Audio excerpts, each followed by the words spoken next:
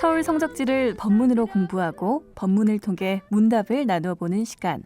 서울 기원 법문 이야기. 소태산 서울 경성을 품다의 저자이신 나주교당 방길등 교무님 오셨습니다. 반갑습니다. 네, 반갑습니다. 네, 교무님. 오늘 말씀해 주실 곳은 남산길 코스인데요. 이 남산 부근의 남초는 당시 경성 사람들에게 정신적 상처와 부러움, 또 환희, 갈등을 함께 안겨준 그야말로 이 다중적 이미지 공간이라고 하셨는데요. 좀 더 자세히 들을 수 있을까요? 네, 저번 시간까지 그 경성역에 대해서 살펴봤죠. 네. 경성역도 한반도의 일제라는 그 강제, 그러니까 우리 스스로 한 게 아니라 일제의 강제를 통해서 근대 문명이 이제 본격적으로 들어오기 시작하는데요. 그 근대 문명의 상징이라고 할 수 있는 것 중 하나가 바로 경성역이에요. 네. 경성역은 거의 동경역과 맞먹는 그런 규모로 계획돼서 그보다는 좀 작게 진 그런 것이기 때문에 어떤 근대의 은총이라고 할까요? 네. 뭐 이렇게 강제된 거예요. 강제 저희가. 근데 이제 일제가 들어오니까 일본 사람들을 중심으로 하는 요즘 말하면 그 타운이 형성돼요. 그게 어디냐면 지금 그 남촌, 이게 남산 아래쪽 남촌이고요. 보통 거기를 혼마치에서 명동하고 충무로 일대, 지금의 일대와 그 금융의 중심지였던 그 을지로, 옛날엔 그걸 황금정이라고 그랬어요. 금융이 있어서 황금정이라고 했나. 아마도. 네. 그런 것 같기도 하고. 근데 그 일대가 일제에 의해서 이제 그 근대화가 되기 시작하는 겁니다. 네. 고급 주택도 막 들어서고. 남촌이. 예. 그게 남산 일대. 지금도 보면 명동 같은 데 가보면 예스러운 건물들이 좀 남아있고. 그렇죠. 네. 근데 그게 그 전부터, 그러니까 대한제국 말부터 네. 이런 것이 형성이 되지만 이제 일제에 의해서 본격화되는 거죠. 그렇기 때문에 이곳은 한마디로 말하면 그 뭐 상점가, 지금 옛날로 말하면 상점가죠. 상점들이 쫙 들어서 있고 또 유흥가들이 이렇게 우리가 이게 쭉 들어서 있고 이게 불야성이죠. 그 네. 당대로 말하면. 그래서 거기를 진고개라고 그랬대요. 지금 명동과 충무로 일대를, 지금의 충무로 일대를. 근데 여기는 조선 사람이라면 한번 가보고 싶었던 곳이에요. 근대 문명이 함축돼 있으니까. 예, 한 번도 우리가 경험하지 못한 세계입니다. 네. 지금으로 생각하면 안 돼요. 지금으로 생각하면 안 되고 그때 분들은 그것이 정말로 말 그대로 불야성이에요. 야, 그러니까 한번 거기를 가보고 싶은 것이었죠. 뭐 그런 어떤 그런 문명의 매혹. 네. 근데 우리가 아니라 일제라는 강점에 의해서 생긴 겁니다. 이게 이런 슬픈 것이 되는데 모던 조선의 어떤 환상, 또 여기에서 따르는 어떤 그 어떤 갈등, 그다음에 격차, 차별, 아주 복합적 다중적 요소가 정말 그러네요. 가득 차 있는 곳이었는데 이곳은 그런 게 모든 조선 사람들의 지식인, 그래서 우리가 잘 알고 있는 모던보이 같은 그 이상도 이곳과 무관하지 않죠. 예. 그러니까 이런 어떤 조선의 지식인을 포함해서 모든 그 미래의 조선을 고민했던 모든 사람들이 네. 거쳤던 통과 의례 장소인데 소태산은 아마 이 장소를 물질 문명의 어떠한 현장으로 파악하셨던 것 같습니다. 그렇군요. 네. 우리 그럼 대종사님께서 이 남산을 찾아서 가셨던 거죠? 그렇죠. 저는 이제 이게 왜 제가 이 지점을 중요하게 생각을 하냐면 네.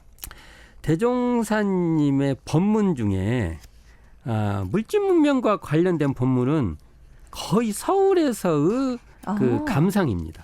이게 서울에 가면 우리는 소태산께서 물질이 개벽되니 정신을 개벽하자는 그 관점으로, 그리고 정신개벽으로 물질 문명을 잘 선용하자는 그 시각으로 그곳을 관찰하고 살펴봤다는 것이죠. 네. 그래서 이와 관련된 그 법문이 있어요. 네. 어떻게 법문이 되냐면 경성 시가지를 둘러 보신 후 감상입니다. 오.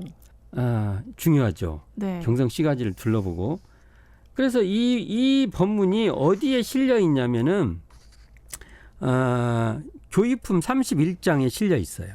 네. 거기 어떻게 돼 있냐면 정신 문명은 무엇이고 물질 문명은 무엇이다. 이렇게 말씀을 하시면서 정신 문명과 그 물질 문명의 관계 또는 그것이 병진돼야 되는 함께 어우러져야 되는 그 필요성 네. 이런 것들을 잘 설명하고 있어요.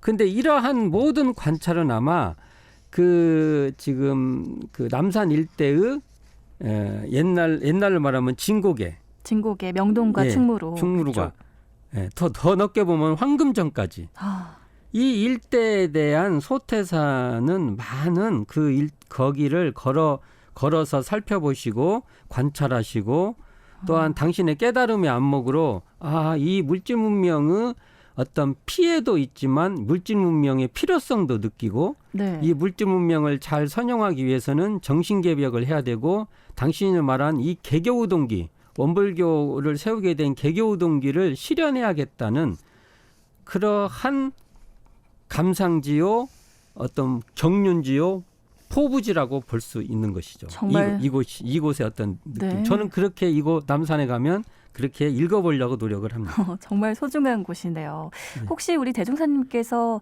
이 남산을 찾아서 이렇게 감상하시고 민족과 세계의 미래를 전망하셨을 때 또 함께했던 선지님들은 혹시 없었는지 궁금해요. 아마 저는 제가 경성전이라는 네. 그 이야기집을 한번 만든 적이 있어요. 오, 경성전. 예, 춘향전 같죠. 네. 경성전.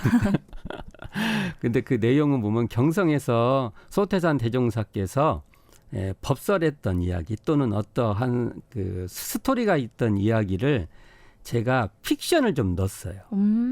그러니까 다른 데서 하신 법문하고 약간 이렇게 콜라주 형식으로도 집어넣고 또 제가 문맥을 잇기 위해서 네. 그 내용을 더 확대해서 풀어내요.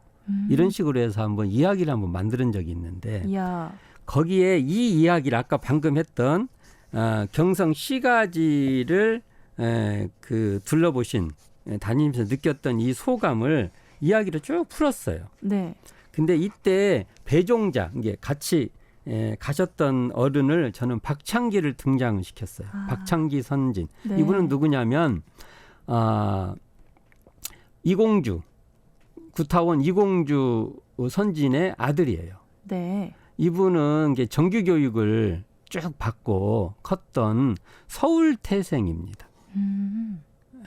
서울 엘리트. 서울이 무엇인지를 아시는 분이에요. 네. 그 어린 시절을 그런데도 학교를 중간에 그만두시고 대종사님 문화에 들어갑니다. 뜻을 품으셨군요. 예, 본인이 스스로 그러신 거예요. 그리고 이분은 소태산 대종사께서 열반하실 때 그 열반 과정을 다 그 당대 때 사진으로 다 남기신 분입니다. 앞서가신 분이시네요. 지금도 사진 잘 하기 어렵죠. 네. 그때 그러셨던 거예요. 그리고 그것뿐만 아니라 대종사님의 그 어떤 그 영산이나 그 행적지를 또 사진으로 장소를 다 남깁니다. 이분이 그때 비행기도 그렇죠. 권유했던 그분이시죠. 예. 느낌이 오죠? 네. 예. 저는 이분을 같이 등장을 시켜봅니다. 그 이야기에. 거기에 구체적으로 누구라고 이렇게 나오지는 않지만 그랬을 것 같은 느낌이 크고요. 네. 이런 분들과 함께 이 남산 일대를 같이 아마 둘러보시고 우리가 기록되지 않는 내용도 아마 많이 있을 것이라고 저는 여깁니다. 그럼요. 이곳에 남산은 정말로 우리가 지금은 그냥 우리 대한민국의 현대로만 이해하지 않습니까? 네. 근데 이게 도시 근대화가 생긴 곳이에요. 우리도 현재 갑자기 그 재개발되면 막 그런 문제가 생기지 않습니까? 네. 그러니까 이게 천민적 자본과 그다음에 어떤 그 속에서 또 다른 조선인의 빈곤이 생긴 것 같이 지금도 빈곤이 생기지 않습니까? 네.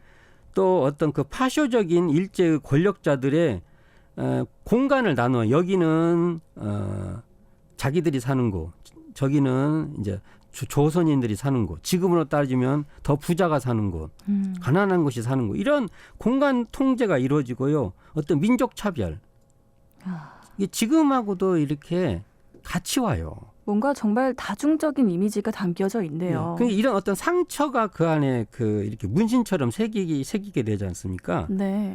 이런 공간에 대한 이해, 소태사는 아마 이런 공간에서도 이런 차별, 불평등, 그러니까 민족도 떠나서 모든 사람들이 다 같이 잘 살 수 있고 계층을 떠나서도 함께 아울려 살 수 있는 이러한 사유를 하셨지 않을까. 왜냐하면 소태산의 그 법문은요, 사요, 이론상을 깨달아서 사요, 자력양성, 지자본이, 타자녀 교육, 공도자 숭배 이런 걸 보면요, 이게 평등하지 않을 수가 없어요. 네. 그러니까 아마 이런 데서도 일제의 이런 문화 현상을 보고 아마 그런 사유를, 그리고 그런 꿈을, 그런 경륜을 소태사는 계획하지 않았는가, 이런 상상을 해보게 됩니다. 네, 정말 우리 원불교도로서 이 공간이 주는 특별한 의미를 꼭 느껴보시길 우리 모든 분들께 추천드릴게요.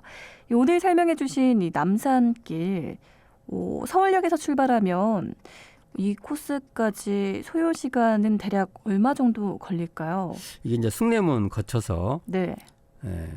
이제 가시게 되면 아무래도 경성역을 이제 통과하겠죠. 네. 경성역을 통과해서 숭례문 거쳐서 그 옛 조성 신궁터, 남산공원이죠. 네. 그다음에 정각사터, 지금 한남동 수도원이 있는데, 그다음에 방문사터 이렇게 가는데, 제가 시간을 안 재봤는데 보통 그래도 일반 걸음으로 뭐 한나절이면 충분히 가니까 넉넉 잡으면 뭐 예를 들어서 점심을 끼고 간다 네. 하면은 그 정도면 하루 그 한나절 이렇게 충분히 하루 안에 이렇게. 돌아볼 수 있군요. 걸음으로. 하루면 넉넉하고도 넉넉하죠.